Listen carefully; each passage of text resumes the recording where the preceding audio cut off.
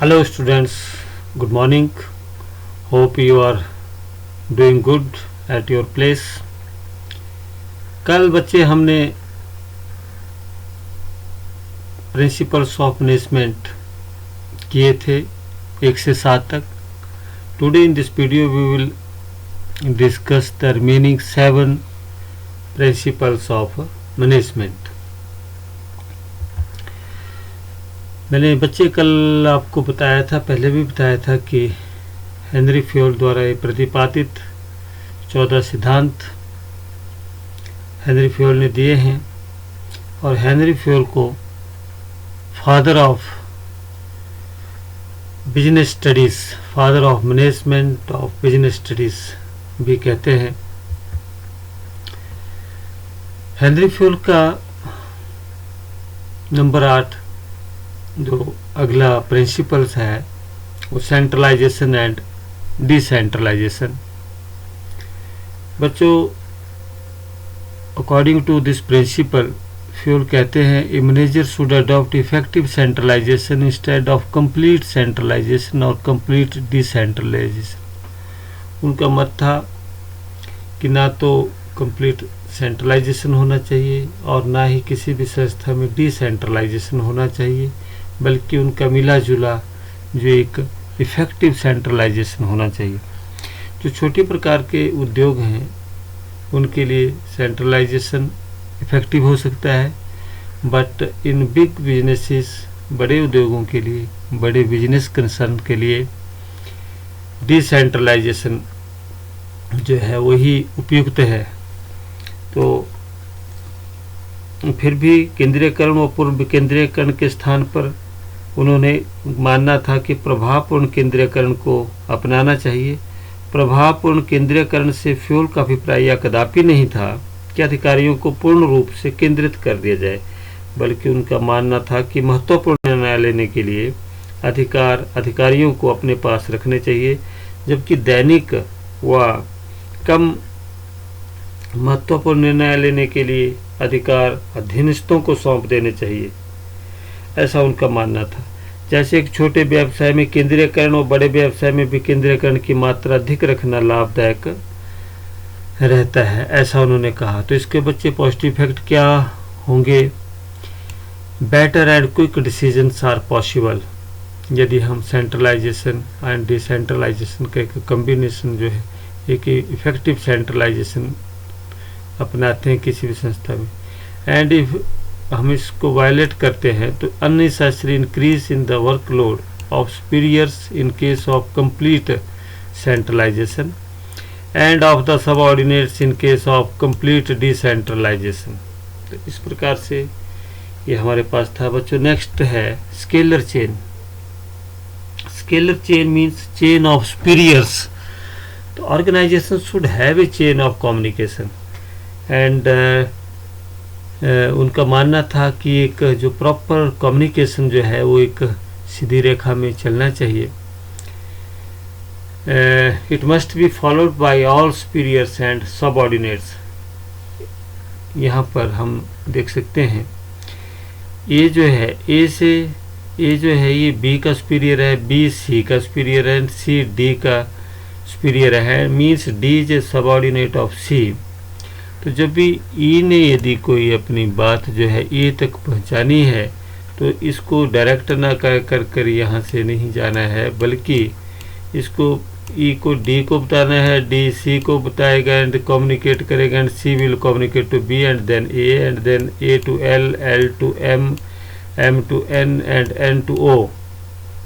इस तरह से फ्योल का मानना था कि हमें स्केलर चेन जो है ये होनी चाहिए. But in case of emergency gang plank can be used. यदि ई ओ से इमरजेंसी में ऐसे यहाँ से जाने के लिए, यहाँ पहुँचने के लिए काफ़ी वक्त लगेगा, समय लगेगा, एंड यदि इन केस ऑफ इमरजेंसी जो है ये यहाँ से डायरेक्ट कांटेक्ट भी कर सकता है, that is called gang plank in case of emergency to avoid delay in communication. तो बच्चों, इसका पॉजिटिव इफेक्ट के the better relations because of absolute respect for authority. Authority के प्रति हमारा सूचनाओं का व्यवस्थित प्रवाह जो होगा, अधिकारों के पूर्ण आदर से बेहतर संबंध बनेंगे और समस्याओं का शीघ्र हल होगा। And if you violate this scalar of chain then सूचनाओं का अव्यवस्थित प्रवाह होगा, नज़दीकी अधिकारियों को अनदेखा करने से संबंधों में कटुता आएगी और सूचना समय पर उपस्थित न होने से समस्याओं में वृद्धि होगी। नेक्स्ट है ऑर्डर। ऑर्डर का मतलब यहाँ पर डज नॉट कमांड है, कमांड से हमारा मतलब नहीं है। ऑर्डर का मतलब है कि किसी भी प्रकार का, चाहे वो मैन पावर है, चाहे वो फिजिकल हमारे पास भौतिक व्यवस्था है, उनको एक ऑर्डर होना चाहिए हर चीज़ को रखने का। मान लीजिए कोई आपके पास वर्कर है, एक मिस्त्री है, मैकेनिक है आपके पास, तो उसका जो सामान है रखने का वो एक प्रॉपर होना चाहिए प्लेस पे, ताकि वो उसको समय पर जो भी उसकी रिक्वायरमेंट है चाहिए वो तुरंत मिल जाए, तो जिससे वेस्टेज ऑफ टाइम और दूसरे प्रकार हैपाजर्ड ना हो।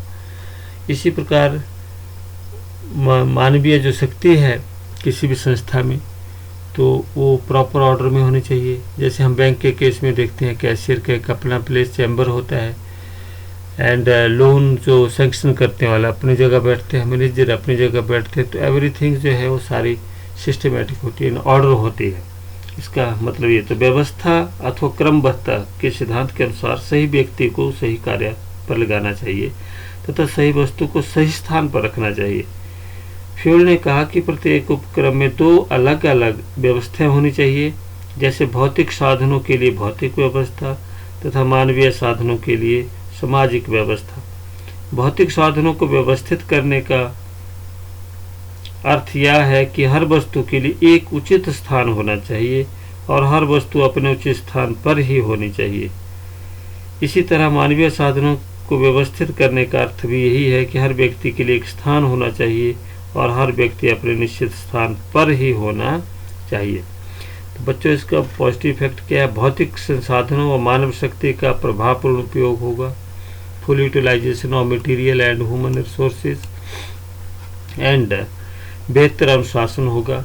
And if you violate this order then misuse of resources होगा।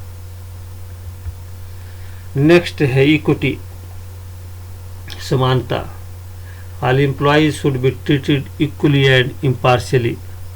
मीन्स प्रबंधकों को अपने अधीनस्थों के साथ व्यवहार करते समय न्याय एवं उदारता का प्रदर्शन करना चाहिए। किसी भी संस्था में कोई जेंडर डिस्क्रिमिनेशन नहीं होना चाहिए, कोई रिलीजन, कास्ट इस प्रकार का नहीं होना चाहिए, लेकिन सभी को जो है एक बराबर का दर्जा देना चाहिए। बराबर हमारा मतलब ये नहीं है कि जितने भी एम्प्लॉयज़ हैं, चाहे वो टॉप लेवल के हैं लोग, उनको सबको एक बराबर सैलरी दें, मेरा मतलब यह नहीं है। लेकिन उनका जो सम्मान है वो तो अपनी पोस्ट के हिसाब से उनको सैलरी और सब चीज़ें मिलेंगी, पद और प्रतिष्ठा के हिसाब से, लेकिन सबका मान हो, सबको समानता के साथ, उनको आदर के साथ, बिना किसी पक्षपातपूर्ण व्यवहार न करके सबके साथ समान व्यवहार का प्रदर्शन करना चाहिए। फ्यूल ने सिद्धांत के संबंध में स्पष्ट किया कि एक कर्मचारी बहुत अच्छा काम करता है और दूसरा कामचोर प्रकृति का है, तो दोनों के साथ समान व्यवहार नहीं होना चाहिए, बल्कि दूसरे के साथ निश्चित रूप से सख्त रवैया अपनाया जाना चाहिए। ऐसा करना ही अपने आप में समता होगी। इस विचारधारा को मद्देनजर रखते हुए टेलर ने विभेदात्मक पारिश्रमिक पद्धति प्रस्तुत की थी। तो व्हाट आर द इसका, जैसे मान लीजिए इसमें इक्विटी का जो है